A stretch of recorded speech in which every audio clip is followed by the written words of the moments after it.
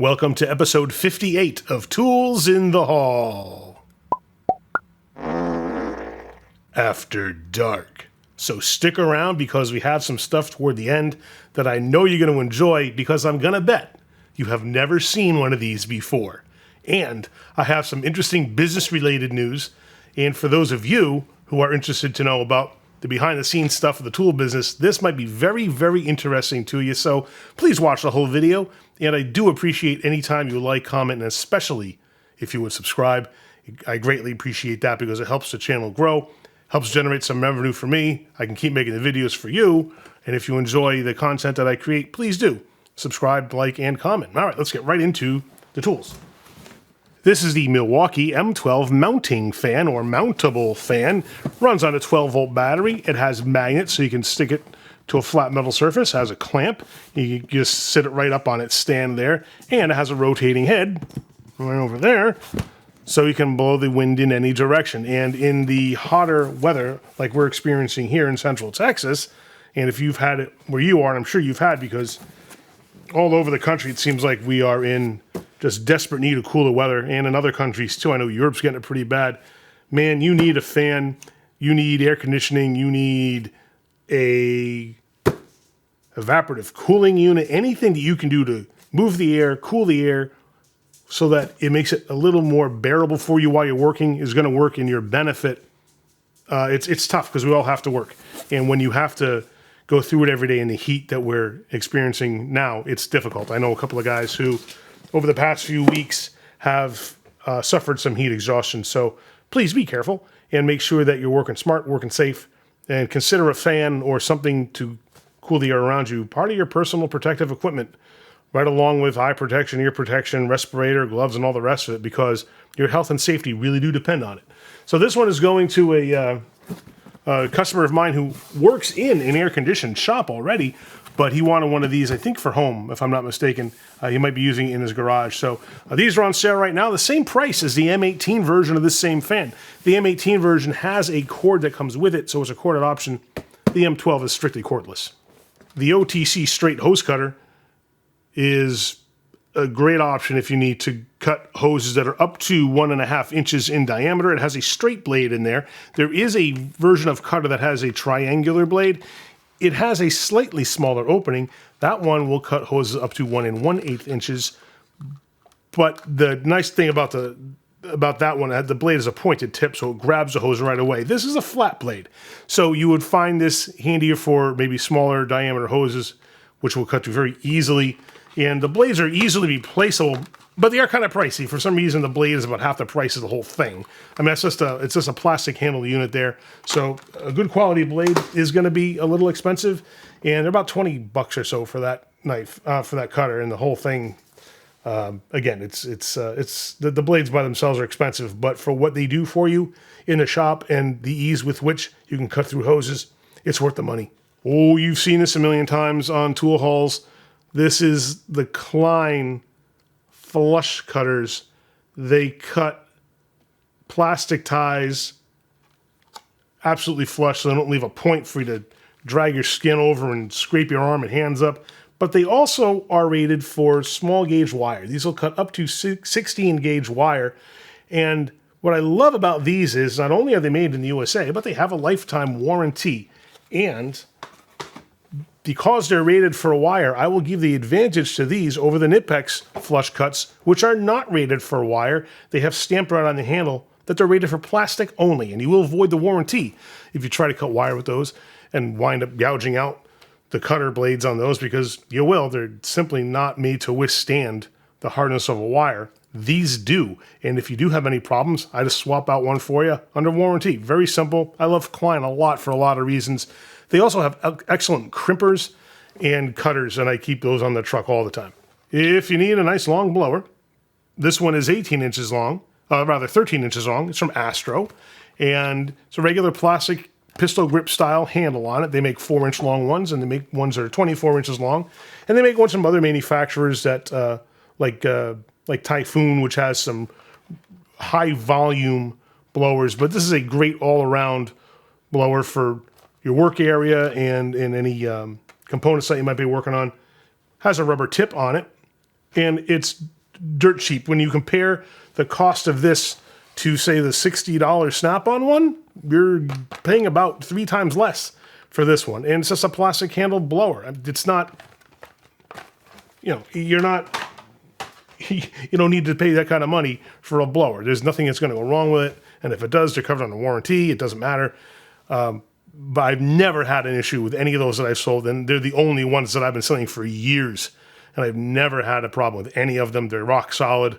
It's very reliable. And why spend $60+ on a blowgun when you can get the same one for $20, $25? If you need offset wrenches, consider the Sunex ones. This is the metric set. I like these roll-up pouches they come in. The sizes are clearly marked, so you can lay this flat in your drawer and see exactly which one you're picking up. This set runs 10 through 19, and they're very nice full polish wrenches. And the offset's great on these for brake jobs or clearing objects. Do not confuse these with angle wrenches. Some people call these angle wrenches, but they are not. And some people call angle wrenches offset wrenches. The difference there is an angle wrench is one that has 2 open ends. One's at 30 degrees and the other is at 60 degrees. Guys use those a lot for hydraulic work, even though they're not a very long handle on those, but those are considered angle wrenches. These are called offset wrenches. So just know there is a difference. If you ask your tool guy, for angle wrenches and you really want these, just be careful, because he may not know to ask you for clarification, because some of the tool guys believe that this is an angle wrench too. So just describe it carefully if this is the one that you want, and make sure you know what it is you're asking for, and make sure he understands what it is you're looking for, because there might be some confusion there.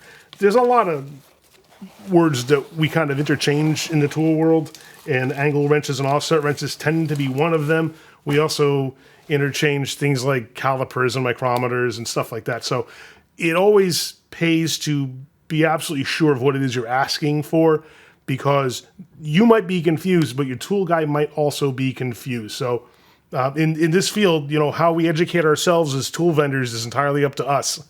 Some of us do more to educate ourselves than others. So just be sure that your tool guy, especially if he was a former mechanic or technician, and maybe he fell into that same routine of just calling things certain names where they really aren't. When I put magnetic trays on the truck, I usually get the ones from Titan. The price is right on these. You don't have to spend an arm and a leg on magnet trays. They have these rectangular ones that are 5 3/8 by 9 3/8, and they also have larger square ones, I think about 12 by 12, and they have a longer rectangular one, and they also have the smaller round 6-inch ones, and this is the rectangle one that seems to be rather popular. It's a good in-between size, so I got a few of these to restock because I'm out of them right now. When you're looking to take your skills to the next level and you need a tool to help you with that, and you want to be a little more refined in how you work, consider a tool like a Form-A-Funnel. This is what I consider a tool of refinement, in the words of Chef Thomas Keller, because this helps you take your game to the next level, where you're no longer fighting against a car or a vehicle where you're changing the oil and running into objects where you're dripping oil all over the place, and then I have to spend time afterwards cleaning it up. That takes time, it takes resources, it takes materials. This way you have a flexible PVC coated sheet of aluminum that you can bend around lots of objects, so that when you're changing the oil, you can direct where it runs off to, and you can go directly into your drain pan without having to drip all over components or all over the floor.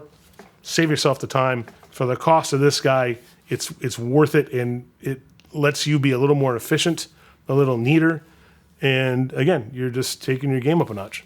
There's lots of brands of 3-piece socket trays. This is the 3-piece set that has the 1/4, 3/8, and 1/2-inch drive trays. These are the metric ones from K-Tool. These are gray. The standard ones are red. And there's these and the ones from Hansen, and Ernst has them, and lots of brands have them. I put these on the truck because they cost, I think, $40 for the set of 3. And when you compare that to the cost of the other ones, this is less. And they're plastic socket holders. You're not expecting that much from them. They're not a precision tool that you'll need. They're an organization tool for you, so they help keep you more efficient. And these work just as well as anyone else's, and they cost less than the other brands do.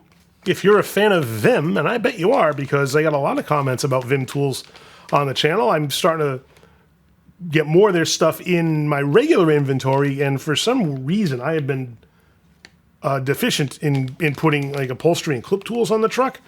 But this is a 2-piece set with the long and the short ones from Vim. It's sealed in this package, and because it's merchandise, I don't want to take it out of the package because it has to go on the shelf. But you can see here, that's the tip that has like the U slot on it, and the same one on the smaller unit.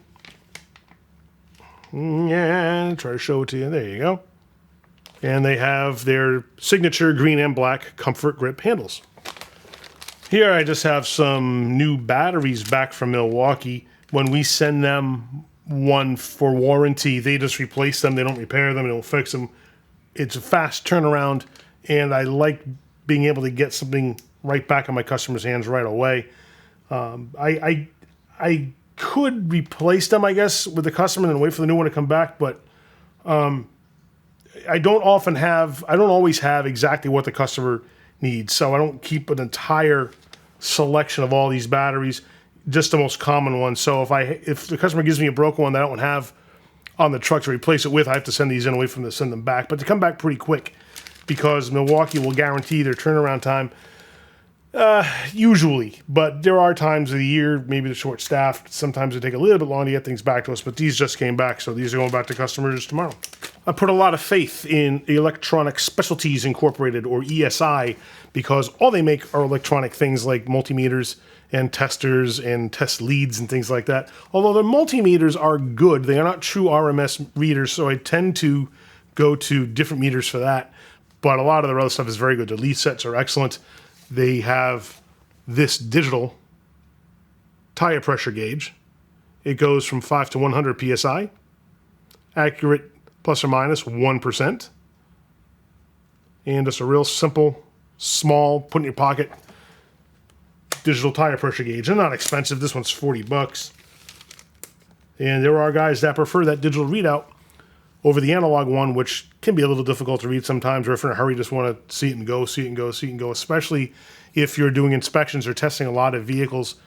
Then, you know, the amount of time it takes you to go around each one and read the analog gauge on those can be a little more time consuming than you'd like. It's easier just to get the readout, write it on your chart so that you can keep better track of it that way.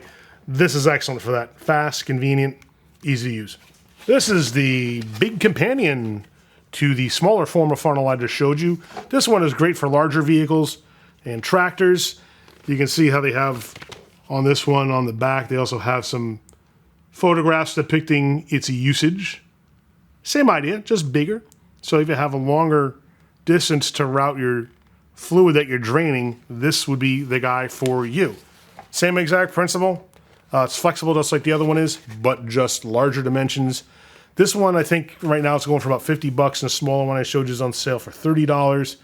And they're selling all the time because if people don't realize that they need one before they see this on the truck, a lot of times they see it and say, oh man, that's a great idea.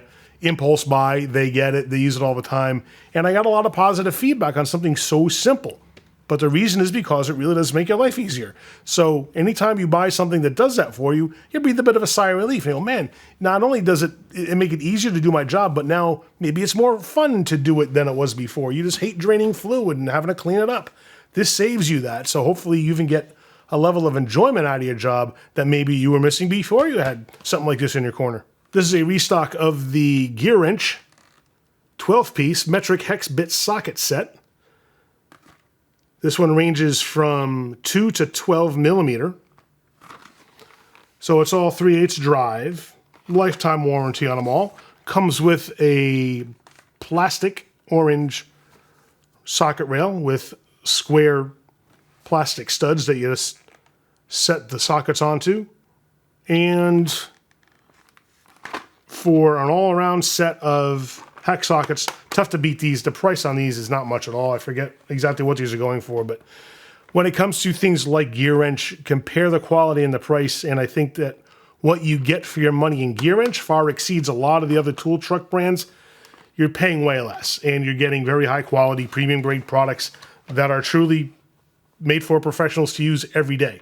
And I have a hard time saying that anything that they have made I have seen to be inferior as far as hand tools goes. And I would tell you, because if you know me at all, you'll know that one of the things that I trade on is choice. If these guys let me down, guess what? There's a million other brands of hex bit sockets I can get instantly and put them right back on the truck instead of these. The reason I choose Gearwrench is because the value for your money is right here. And it's like that with most everything else that these guys make. Their ratchets are excellent. Their wrenches, sockets, bit sockets, specialty sockets, filter pliers, filter wrenches. I buy a ton of Gearwrench stuff because it is so well received by my customers, and people now know the brand to be on par with every other premium brand. So easy stuff to sell. It's one of the reasons I'm such a fan. You've seen me tell you about these before. This is the Power Probe Temp Kit. This is the kit that has a base unit here and one probe.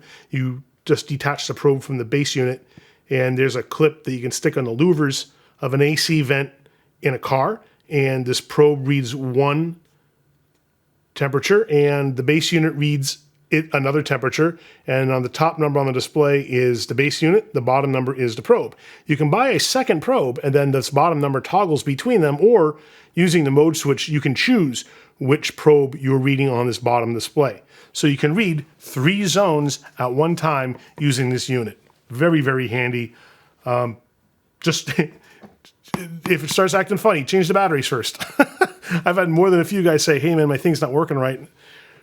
And we'll swap the batteries out, and sure enough, it works great. So I don't know why there seems to be a kind of a mental block, and we all have brain farts from time to time, and it seems like changing out the batteries in this guy is one of those brain farts that a lot of us fall into. So keep the batteries fresh, change them if you're not going to be using it for a while. Take the batteries out. That way, if the batteries corrode, you're not going to damage the unit.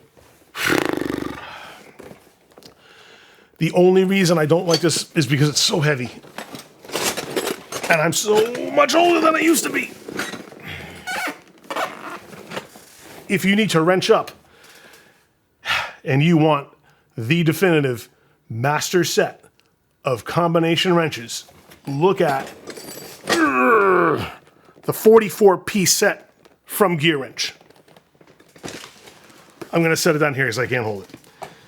This has standard and metric. The standard sizes run from 1/4 to 1 1/2 inches, and the metric set runs from 6 millimeter to 32 millimeter. If there is a size wrench that you need that is not in this set, you're probably working on some specialized item that you won't need the wrench for most things besides whatever that application is. As far as a all-around general purpose set of wrenches goes, this is the one to consider. Now, the on-truck price for this is $544.99.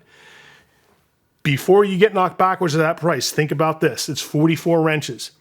If you do the math, that comes out to $12.39 per wrench. And that's a pretty good price for premium quality wrenches. Now, you may like other brands of wrenches. People love the Snap-on flank drive wrenches. I can't disagree with that at all. Or they love some of their other wrenches. But look at the price and decide what it is that you're getting for that money. Are you getting a really good wrench with Snap-on? Yeah, you're getting an outstanding wrench with Snap-on. Is it worth the money, though? And that's a question that you have to ask.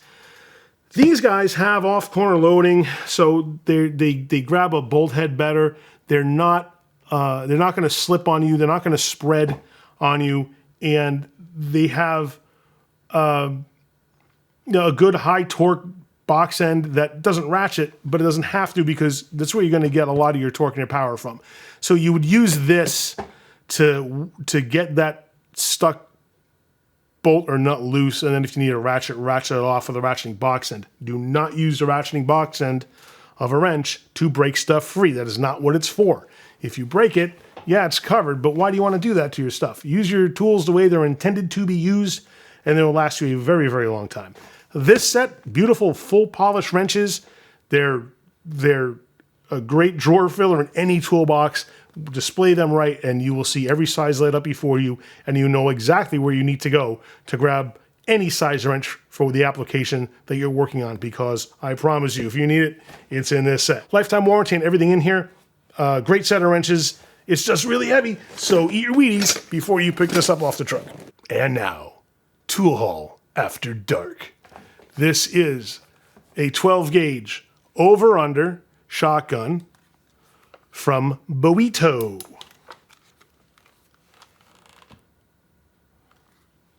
Never heard of the brand? I don't doubt it. This is a brand that, although they do export a lot of stuff to the US, hasn't been one of the brands that really has caught on. It was made by, well, the company was founded by a guy named Joao Boito, an Italian guy living in Brazil, and he started manufacturing guns in Brazil way back in the 70s, I think. And he started importing guns into the US under the Kmart brand line. And he received a lot of criticism about the quality of his guns that he was making for Kmart. Now, I don't know when this particular gun was made, and I don't know what the quality was of Kmart guns that Boito was making for them. I couldn't tell you. So I don't know what the quality is of this particular gun, but my understanding is if you were to buy this on the used market, it's around $350. So I don't know that they're terribly valuable guns, but the reason I have this is because the owner asked me if I could evaluate it for a few things. Number one, in an over-under shotgun, you can see there's two triggers. One's for the upper barrel, one's for the lower barrel. One of the firing pins does not work, so only one of the barrels fires. The other thing is, if you look closely, you can see there's a lot of rust on the bluing, all up and down the barrels, and underneath on all the metalwork. And the wood has been hacked and dinged and scraped and scratched. And the customer asked me what I could do to restore this for him back to good working condition, and aesthetically too. So what remains to be known is A, how much it's all going to cost, and B, how much he's willing to spend, because I have a feeling that just doing the finish work on this, on the bluing and de-rusting it, it might be more than he's willing to spend. And I don't know how much he wants to do on the wood. Usually when a gun like this is used, people enjoy the look of the wood. You can see it's not perfect, and a lot of people like that because it shows the age and it tells some stories. So the furniture on here could be entirely stripped down and refinished. I just don't know yet if that's what if that's the degree he wants to take this to. So I got to see if I can find a firing pin for it and repair it. If not, I'll have to send it to our gunsmithing facility that we use in Nevada to see what they say about that. And there's an expense to that too, because I got to ship it there, have them evaluate it, and tell me what it's going to cost, and ship it back. So even if the customer doesn't want the work done on it, he's still going to have to pay for shipping. So no matter what, there's going to be significant costs to this, and I'm not sure that the cost of the gun would be worth it in a dollar for dollar matchup. Now, if there's a lot of sentimental value to this, and he just wants to use it as a wall hanging over the mantelpiece, that might be all well and good, and he might be willing to spend that kind of money. I just don't know, because I haven't had that conversation with him yet, because I just got this in, haven't had a chance to do a full evaluation on it, so I haven't written up the estimate yet. But it's gonna take a little bit to do that once I get all the information for the firing pin repair specifically, and then I'll let you know how it goes. And if there's cool work to be done on this, I'll be sure to shoot a video on it and show it to you. I just thought it was neat because I don't see one of these guns very often at all. In fact, I had to do some real close looking to try to see what the brand was, and it's really difficult to see. It's stamped in the metal. It has been worn down over time, so you can't see the markings very easily on this at all. I had to hunt around for the serial number, and I had to decipher what the brand name was and Google it up and see if it came up with that. So there's some hunting and pecking I had to do just to find out what it is that I even had my hands on. So it's kind of cool when you get something like that, and because you learn stuff about a brand you didn't know anything about, and it's a cool piece of someone's personal history. And my job there is to make sure that I honor that and do the job that he wants me to do so it is consistent with what he wants this gun to be for him in the future. Now, speaking of the future, I've got some videos coming down the line that I don't want you to miss, including some insight into some business-related stuff that I've been talking about for a little while now, and it should all come to fruition by the time you see this video. I will also shoot some footage based on what's going on there, so please be sure to keep watching the channel and subscribe so that you see all the stuff related to these new business initiatives. It's going to help take Coyle Tools to a whole different kind of realm in how we do business. And if everything comes together the way I'm hoping, it means big things for us. So keep my fingers crossed. I hope it all works out. In the meantime, we're also going to be doing some videos on our regular tools in the haul, air tool repairs, and of course, more tools in the haul after dark and some firearm related content. So do me a favor and click down here now to subscribe so that you don't miss any of it. Thank you so much for watching. And remember, use a tool. Don't be one.